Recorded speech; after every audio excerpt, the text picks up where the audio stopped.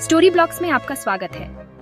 आज की वीडियो में हम प्रेसिडेंट व्लादिमीर पुतिन के रीसेंट एड्रेस के मेजर हाइलाइट्स देखेंगे, जहां उन्होंने cutting edge military advancements, Ukraine conflict, Syria के चेंजिंग डायनामिक्स और बहुत कुछ डिस्कस किया। चलिए शुरू करते हैं। प्रेसिडेंट पुतिन ने रशिया की latest hypersonic ballistic missile Oreshnik को अनवेल करके शुरुआत की। वेस्ट के लॉन्ग रेंज वेपन्स का मुकाबला करने के लिए डिजाइन्ड यह मिसाइल रशिया की मिलिट्री कैपेबिलिटीज में एक बड़ी छलांग है। पुतिन, हम वेस्ट को एक हाईटेक ड्यूअल के लिए चैलेंज करते हैं। उन्हें एक टारगेट चुनने दो और ओरेशनिक मिसाइल के अगेंस्ट अपने डिफेंसेस टेस्ट करने दो। रशिया तैयार है। यह बोल्ड स्टेटमेंट यूएस और नेटो को एक डायरेक्ट मैसेज भेजता है, यह एम्फसाइज करते हुए कि Russia western missile defence systems को आउटमैच करने के लिए तैयार है। एनालिस्ट्स का मानना है कि ओरेशनिक की advanced capabilities existing missile defence systems को बेकार कर सकती है, पोटेंशियली एक न्यू आर्म्स रेस स्पार्क कर सकती है। ओरेशनिक का अनवेलिंग रशिया और वेस्ट के बीच बढ़ते टेंशन्स के टाइम पर हुआ है। यूक्रेन में चल रहे कॉन्फ्लिक्ट और ईस्टर्न यूरोप में नेटो की बढ़ती प्रेजेंस के साथ स्टेक्स बहुत ज्यादा है। पुतिन के हाईटेक ड्यूअल के चैलेंज का वेस्टर्न लीडर्स ने कॉशियस साइलेंस से सामना किया है।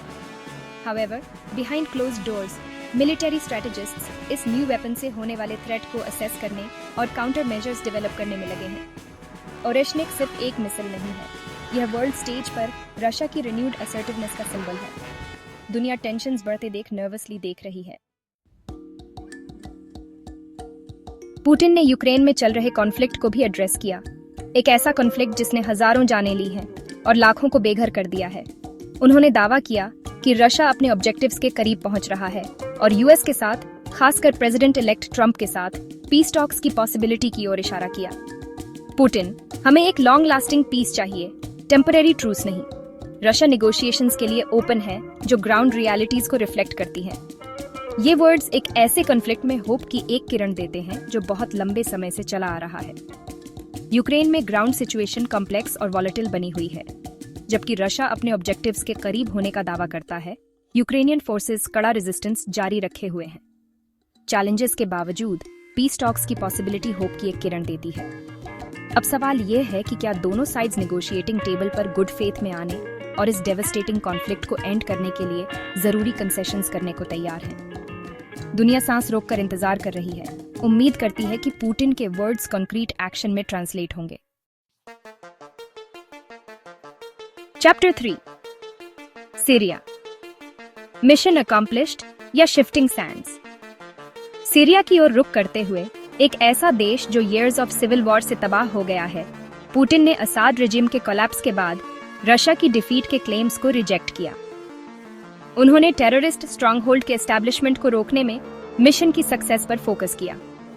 पुतिन, सीरिया में हमारा मिशन एक टेररिस्ट एन्क्लेव के फॉर्मेशन को रोकना था। हमने यह प्राइमरी गोल अचीव कर लिया है। यह स्टेटमेंट मिडिल ईस्ट में एक स्ट्रेटेजिक फुटहोल्ड मेंटेन करने के लिए रशिया की कमिटमेंट को रीइंफोर्स करता है। सीरियन सिविल वॉर में रशिया का इंटरवेंशन एक गेम चेंजर रहा है, जिसने बैलेंस ऑफ पावर को असाद रेजिम के फेवर में टिल्ट कर दिया है। हाउएवर, पुतिन द्वारा डिक्लेयर की गई विक्ट्री एब्सोल्यूट नहीं है। सीरियन कॉन्फ्लिक्ट कंपीटिंग इंटरेस्ट का एक कॉम्प्लेक्स वेब बन गया है, जिसमें वेरियस फैक्शंस कंट्रोल के लिए वाइंग कर रहे हैं। रशिया, यूनाइटेड स्टेट्स और टर्की सहित फॉरेन पावर्स की प्रेजेंस सिचुएशन को और कॉम्प्लिकेट करती है। जबकि पुतिन टेररिस्ट स्ट्रॉन्गहोल्ड के एस्टैब्लिशमेंट को रोकने में विक्ट्री का दावा कर सकते हैं, सीरिया में ह्यूमैनिटेरियन क्राइसिस वर्सन होती जा रही है। लाखों लोग अपने घरों से डिस्प्लेस्ड हो गए हैं और देश को रिकवरी के लिए एक लॉन्ग और आर्जुअस रोड का सामना करना पड़ रहा है। जैसे जैसे रशिया रीजन में अपना इन्फ्लुएंस असर्ट करता है, दुनिया क्लोजली देख रही है, वंडरिंग कि इस इंटरवेंशन के लॉन्ग टर्म कॉन्सिक्वेंसेस क्या होंगे। Chapter 4, weathering the storm, Russia's economy under pressure. अपनी इकोनॉमी को क्रिपल करने के लिए डिजाइन्ड इंटेंस वेस्टर्न सैंक्शंस का सामना करने के बावजूद पुतिन रशिया की इकोनॉमिक रेजिलियंस को लेकर ऑप्टिमिस्टिक रहे। उन्होंने पिछले 2 सालों में 8% इकोनॉमिक ग्रोथ का हवाला दिया, इन्फ्लेशन से कॉम्बैट करने और इकोनॉमी को स्टेबलाइज करने के एफर्ट्स पर जोर दिया। पुतिन, वेस्ट की इकोनॉमिक एग्रेशन ने हमें नहीं तोड़ा है, रशिया स्ट्रांग है और ग्रो करता जा रहा है। ये रिमार्क्स ग्लोबल इकोनॉमिक चैलेंजेस के बीच स्टेबिलिटी और स्ट्रेंथ प्रोजेक्ट करने पर उनके फोकस को रिफ्लेक्ट करते हैं। जबकि पुतिन रशिया के इकोनॉमिक ग्रोथ की बात करते हैं, ग्राउंड रियलिटी ज्यादा कॉम्प्लेक्स है। वेस्टर्न सैंक्शंस ने अनडाउटेडली टोल लिया है, जिससे राइजिंग इन्फ्लेशन और कई रशियंस के लिए लिविंग स्टैंडर्ड्स में डिक्लाइन हुआ है।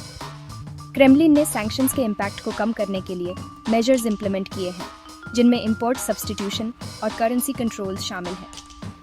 हाउएवर, इन मेजर्स की लॉन्ग टर्म इफेक्टिवनेस देखी जानी बाकी है। रशियन इकोनॉमी सिग्निफिकेंट हेडविंड्स का सामना कर रही है, जिसमें falling oil prices, depreciating rouble और कैपिटल फ्लाइट शामिल है। क्या पुतिन की गवर्नमेंट इन चैलेंजेस को नेविगेट कर सकती है और इकोनॉमिक प्रॉस्पेरिटी के अपने प्रॉमिसेस को डिलीवर कर सकती है? यह एक ओपन क्वेश्चन है। रशिया और वेस्ट के बीच इकोनॉमिक बैटल अभी खत्म नहीं हुई है। Chapter 5, a new world order, Russia's vision for the future.